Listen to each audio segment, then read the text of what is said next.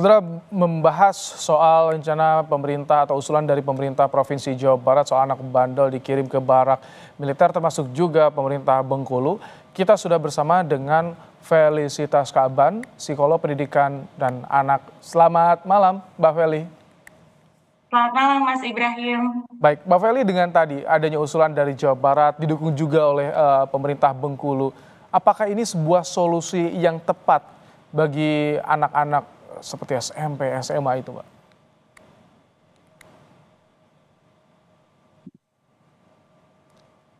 Mbak Feli, Baik Mas. silakan. Oke, terima kasih. Program ini, ya, aman suara saya Mas Ibrahim? Aman terdengar, silakan lanjutkan Mbak Feli. Oke. Program ini pastinya karena ada masalah-masalah yang dirasa cukup sudah masuk pada ranah yang memprihatinkan Mas Ibrahim.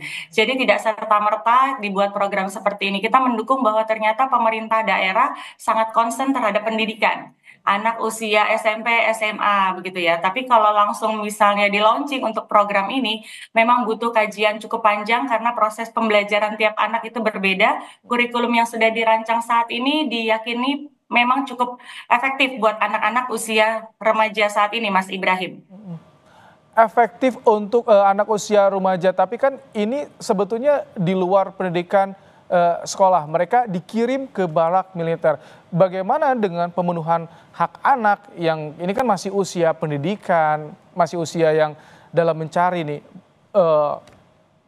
bakatnya di mana? Ini mereka masih perlu bimbingan seperti itu. Betul, Mas Ibrahim. Program wajib militer yang melibatkan TNI harus beregulasi dengan pihak terkait seperti Kementerian Pendidikan, guru-guru sekolah. Kenapa? Anak usia pra remaja pastinya atau remaja butuh masih persetujuan dari orang tuanya nih, Mas. Jadi kalaupun kita jemput katanya anaknya ke rumah, tapi kalau orang tuanya tidak menyetujui, mereka masih di bawah tanggung jawab orang tuanya, Mas Ibrahim. Jadi yang dibilang tentang harus melibatkan TNI ini hanya fokus pada satu aspek yaitu sikap, Oke. attitude. Sedangkan pendidikan kita itu kan komprehensif, ada dari kognitifnya, ada dari emosional intelijensinya, ada spiritualnya di situ. Kalau dicanangkan seperti yang disebutkan sebelumnya 40 hari dilanjutkan sampai 4 bulan, harus bersinergi juga dengan sekolah-sekolah formal, Mas Ibrahim. Oke, tapi kalau misalkan untuk kriterianya seperti apa? Misalkan yang disebut bandel, yang disebut nakal, apakah ini indikasinya akan beda-beda atau seperti apa sih, Mbak Feli? Betul, menurut informasi yang barusan berarti kan anak nakal itu yang melakukan tawuran, narkoba, ngelem, tidak masuk sekolah, bolos.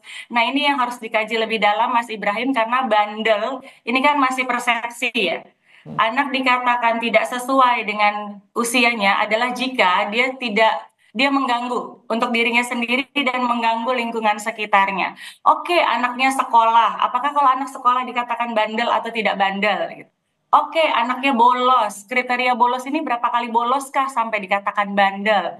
Oke, anaknya misalnya terlibat tawuran. Terlibat tawuran ini mereka pencetusnya kah? Atau mereka memang ada di lingkungan itu atau ada di tempat lokasinya? Apakah langsung dicap anak bandel? Nah, kriteria ini yang perlu dimatangkan sehingga tidak seperti hangat-hangat sementara setiap anak yang bolos akan jadi ancaman nantinya, awas nanti masuk ke Wamil, awas nanti berhubungan dengan TNI begitu ya. Padahal itu nanti tidak berdampak signifikan kalau pembagian kriterianya tidak valid di depan, Mas Ibrahim. Oke, ini sebetulnya memang ditegaskan bukan wajib militer sebetulnya Mbak Feli, tapi ada pembinaan karakter di barak militer. Nah, untuk menentukan siapa yang masuk, siapa yang harus dibawa, ini ranahnya siapa sih Mbak Feli? Apakah pihak sekolah atau dinas pendidikan daerah?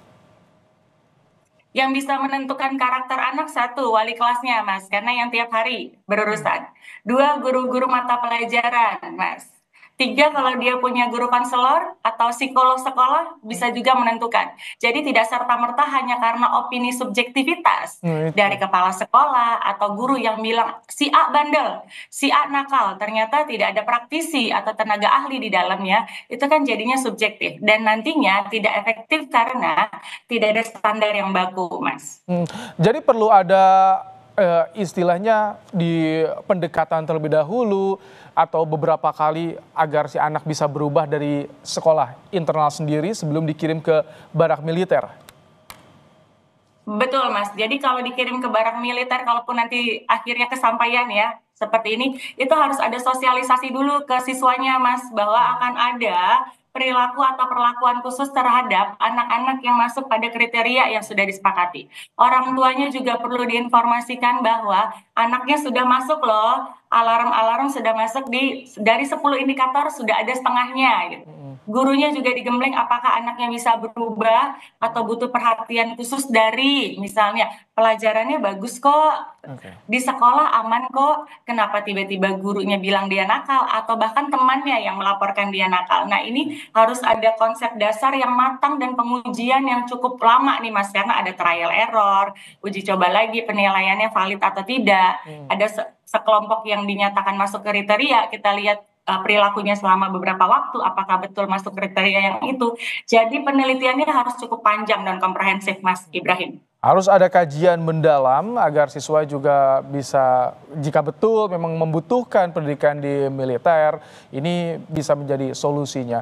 Terima kasih Felicitas Kaban, psikolog pendidikan dan Terima kasih. anak, telah berbagi pandangan di program Kompas Malam hari ini. Malam, Mas Ibrahim. Usai jeda, saudara, jelang pelaksanaan Haji 2020.